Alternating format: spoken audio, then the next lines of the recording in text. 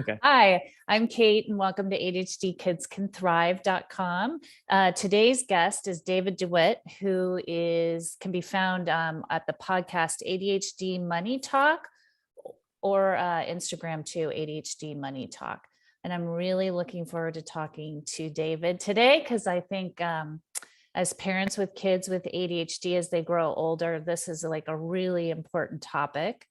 An education piece that we need to provide to our kids on how to manage their money, especially when money is not really visible anymore. And so it's a really hard skill to teach young adults who have ADHD. So David, let's get started. All right, I'm really intrigued by your own personal story that you've touched upon that I've seen on social media. So can you tell me, do you have ADHD? Kind of what's your journey been with ADHD? Yes. So I do have ADHD. I was diagnosed in high school when I was 16 years old.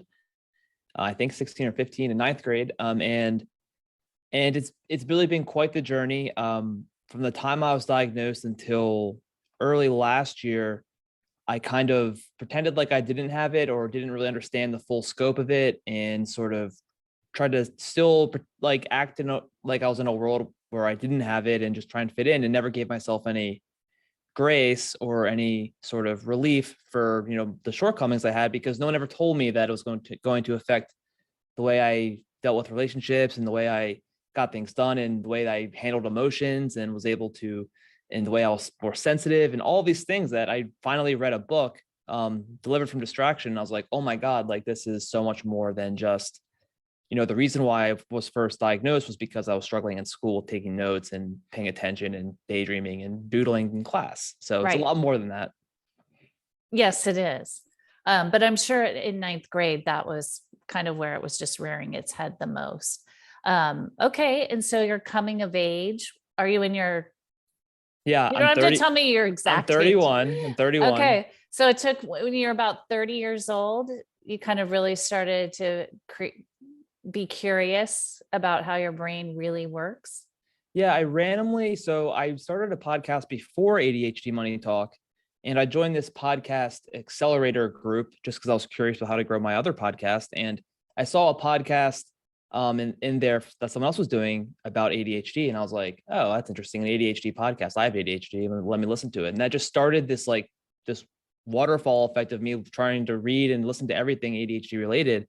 I didn't even realize there's this whole community of people with ADHD. Like I literally I like 3 years ago, I would have been like, yeah, everyone's got a little ADHD, like never mind my ADHD. But now I think to myself, no, it's like a serious thing that I have that not everyone has, and that, I deserve to have, the extra time for things. And I deserve to give myself grace and space and, the things that I need, and not just sort of it's almost like self-demeaning to say everyone has it when you have it, but I didn't know any better because I was never told and I never really understood. So it's all very interesting, but yeah, that's kind of what happened. Yeah, I love that. And I think social media has really changed the conversation about people not feeling so isolated either. It's become a lot easier to figure out that not everyone struggles the same, and that people with ADHD are it's a different way of, it's beyond just not being able to focus. Oh my God. Yeah. Right. So social media brings that to light. So anybody who just struggles with focus, I feel you, but that's not really a big deal. It's like all the other layers to ADHD that really can make life challenging. Okay. So now you're a finance manager? Yeah, I'm a certified financial planner. I help people sort of navigate their personal finances.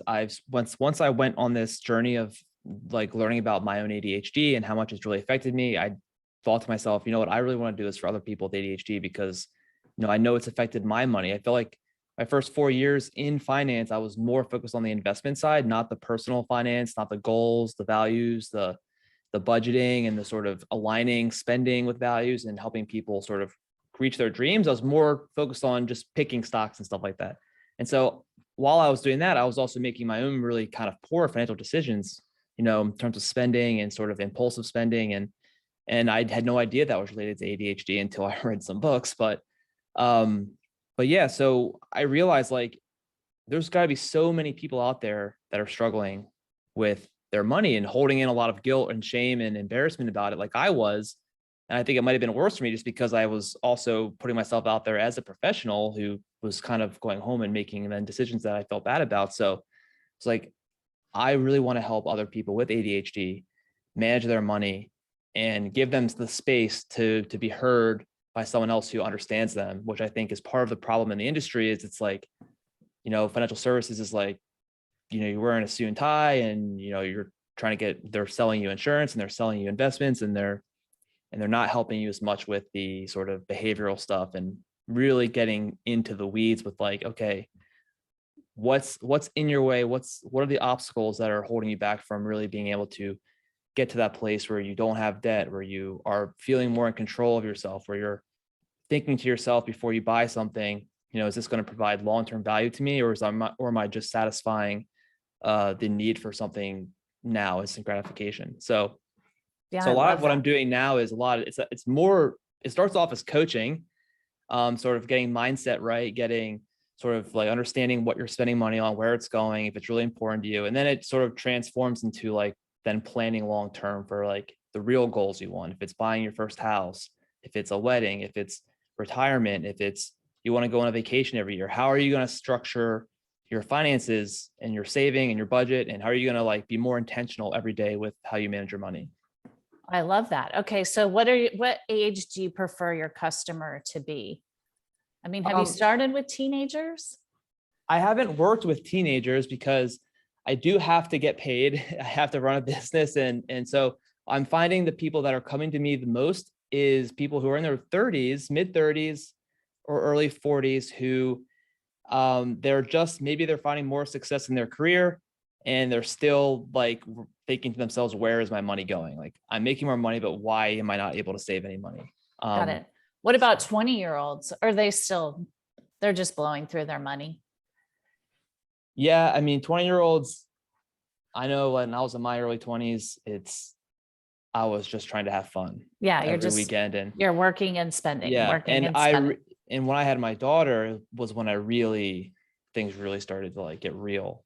Yeah. You had to become responsible for somebody besides yourself. Yeah. Yeah. Okay. I understand that. Okay. So let me ask you, okay. So I have a teenager who is a very visible guy, right? Everything has to be visible to him. That's how he does better in managing his life. So the way money works and will continue to work in the future is everything is a debit card, a credit card. It's all inside the internet. Yeah. Right. And the physical piece is the card, but even like Apple Pay now is in your phone. Like he wants to have Apple Pay where you're just swiping. And the concept of like, I have $5, right? I'm going to sound old fashioned, but where you hand somebody $5 and then for like $4 for a $4 item and you get $1 back. And that kind of gives you this visual sense of your money leaving and what's coming back to you. So how do you recommend, I'm sure this is for anybody at any age, how do you learn how to get a control on your money when it's not visible to you? Yeah, that's a very good point. For me, I do notice a difference for myself between using a credit card and a debit card. I know the debit card's real money and I can watch the real account go down. So maybe for younger people, they do maybe sense the difference, but in terms of what to do, I mean, I think, and this is what I do recommend for everyone, is to have separate accounts for the different various goals and always save first. So basically, when you get money, a paycheck or whatever it is, if your parents get, if you're in high school and you have still an allowance or whatever it is, and you get money, have 4 buckets. Like, this is what I'm saving. This is what I'm going to spend. And really that's probably all you really need is save and spend when you're in high school, or maybe even invest. But if you're saving, maybe parents could, match the saving dollar for dollar to incentivize them to learn how to save. or want to save more for the future or invest. Oh, that's a great idea. So if they save like for a month, like would you match it as a parent at the end of the month? I mean, I guess if I got a monthly allowance or however it was, or a weekly allowance, I would, and I got my, whatever it was, maybe, I don't know what a reasonable allowance is these days, but $50 a month or a week or whatever, and maybe I'll take $20 of that and put it into my savings, and then my parents might match the $20. And I take the 30 and go to the movies or whatever it is. Right. That way and that's sort of like replicating how it is in the workforce. When you have a 401k, you get the company match. But that starts to teach you to save. And incentivize you to save. Incentivize you to save for sure. And then there's apps like Capital with a Q, where you can actually set up different savings goals. So you can actually, as the kid, maybe you can help them see like, hey, what's something you really, really would like that's more expensive, and then have them put the savings towards a goal. And on the app, you can like put attach a picture to it, so you can see what you're saving for, and it'll have like, okay, the goal is $1,000 and you're at 200, and you keep saving and saving to that. So things like that can really help teach kids and adults. It's great for adults too, to save for something. With ADHD, it's super important to sort of keep yourself looking forward towards what's at the end, rather than just, usually what I hear is they think, oh, I'm saving for this nebulous future thing. I don't know what really is out there in the future. So why I should just spend it all now, because I don't even know if I'll be alive tomorrow. I hear that kind of stuff all the time. Well, really then think about the future and kind of make the picture in your head of what it is that you want the future to look like. And then just save in small batches to keep it more short term. Like, just, okay, can you do $100 this month, $100 this month, keep going. Don't say like, oh, I need to save $5,000 in a year. Just keep it short term and just keep tackling it month by month. Right. And kind of chunk it down. Okay. And then I think I heard on your Instagram, social media, you were talking, which I thought was a great idea. Are there accounts where you can put your money and it kind of makes money while it's sitting there? So like if you have a job or you get your parents' allowance, are there these apps where you can put your money and you can just earn money for it just sitting in that account, whether you're spending it or not? Yes. Like it kind of earns interest, I guess. Yes, that would be like an investing. So if you, but is there a place where there's like cash flow? Like it doesn't matter as long as you have some money in there, if you have more, like, so if you get, like if my son works at McDonald's, right, and he puts his paycheck in there for the week, is there apps where there's an incentive for him to like earn at least some pennies while it sits there, versus him just like wanting to be like, oh, I'm just going to blow it all in this tonight we're at the 7-Eleven and then we're going out to get pizza and I'm just going to blow through the whole wad. Yeah, I think you talked about something like this on social media, on your social media. I probably did, but I don't know if you have money in there for a week before you spend it, you're only going to get pennies if you're in like a high yield savings account or something. Okay. There's not, a lot of yield or return for cash right now, but I think investing was probably maybe what I was talking about, like an app like Betterment, where you can start actually investing for long term. That's money not to be touched. Or you can invest based on what the goal is. If it's a 5-year goal, an app like Betterment will help you actually guide you towards, here's like a suitable sort of risk for 5 years, where it's less risky in terms of like, if you're all in stocks and it's 5 years away, then, you could be lower than where you started in 5 years, but in 30 years, you'd be higher. But so that's an app where you can really start to bucket out. It's called a bucketing strategy. You bucket out your goals. Here's my retirement goal. Here's my, I want to buy a house in 10 years goal. And here's my emergency fund goal, where I can put money in and get like really small return. But in terms of like if you're getting an allowance and you're spending it, no, it does not. You're not going to get a lot of money back. Okay, I'm thinking this app just can't. What about that Acorn app?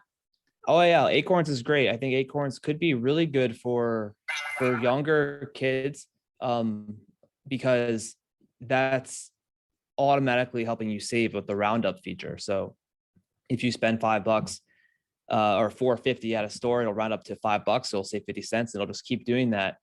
And that way you're spending your money, and then you'll wake up in a couple of years and look at the Acorns app and see, oh, there's, $500 in there, just like that. And that's going to be invested most likely, depending on how you set it up, for long-term growth. So that's going to help kids for sure, and adults. That's a great one for adults. It kind of makes it like a game too, sort of gamifying it. But yeah, Acorns is good. Okay. All right. And I'm thinking maybe this was the other thing I heard you talk about was, do you recommend using, like, I don't even know if you can do debit card, but a credit card that earns you points towards something? So I guess like airlines would be a big one, or hotel. Do you recommend those? I recommend only if you know yourself so well that you know you won't get in trouble, or you have a really low limit. You force yourself into a low limit. So if you're young and you're starting off and trying to build credit, you may not actually qualify for a card that has points or whatever, but you want to just make it so that you don't have the ability to get yourself in any real trouble. So if you get with a credit debt, right? With debt, right? Because it's very easy to overdo it with the credit card, because you're spending and you're doing this mental math that's never really adding up right, and you think you have enough, but then you don't, and then next thing you know, you have a big credit card balance, and you're like, oh no, that's not good. Yeah. So definitely, ask the bank to like keep the credit limit to like $1,000 or whatever, so you can't go higher than that, and get the points and build your credit that way. There are also starting to be rewards debit cards, which I think is really awesome. So I know of two. I know Discover and Upgrade has rewards debit, so you can get cash back, like 1% to 2% cash back for spending your cash from a debit card. So that way you're getting the best of both worlds. You're not necessarily building your credit, but if you are someone who wants to just keep yourself disciplined and not give yourself, like for me personally, I love not being able to give. I love knowing I can't do something bad. Like right. having that in the back of my head, I know I don't have a credit card anymore to use. I don't have to worry about getting myself in trouble, because it's not really a possibility. Yeah. So you probably, for ADHD young people, a credit card is not a good idea. Generally speaking, I like using cash budgets, using a debit card, but if you're young, you may not be able to get a credit card with a very high limit, meaning you may not have the problem of having the $20,000 credit limit and going out and buying, like, I don't know. I know, but even vacation. if you racked up $500 and you're a young person, that could be hard to pay off. Yeah. You could easily be like, this is so fun, right? And all of a sudden you put $500 on your credit card that you don't have.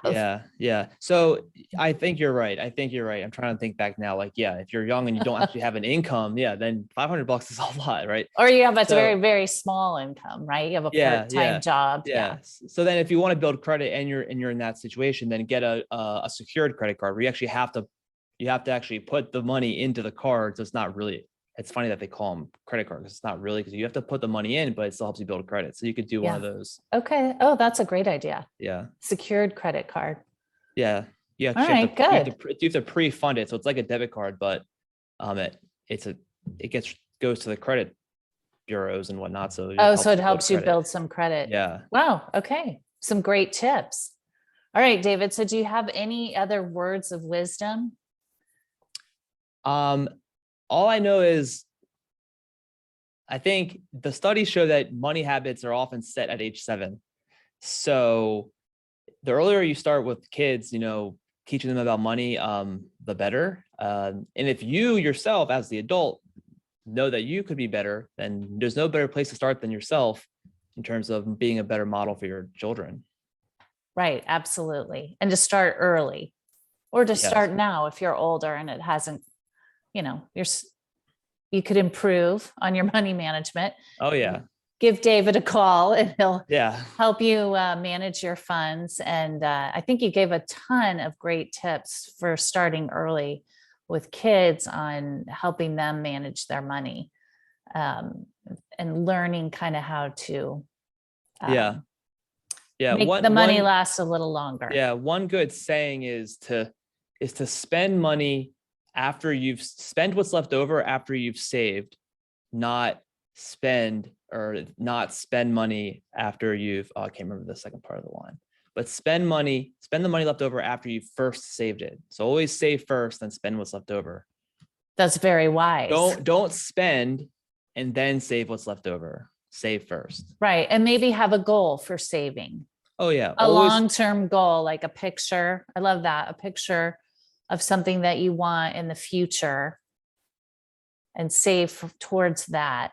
And then you can spend what doesn't go towards that goal. Yeah. And since that is far off and it's even though you have the picture, give yourself a shorter term goal that's exciting too. Yeah, I love that idea. Yeah.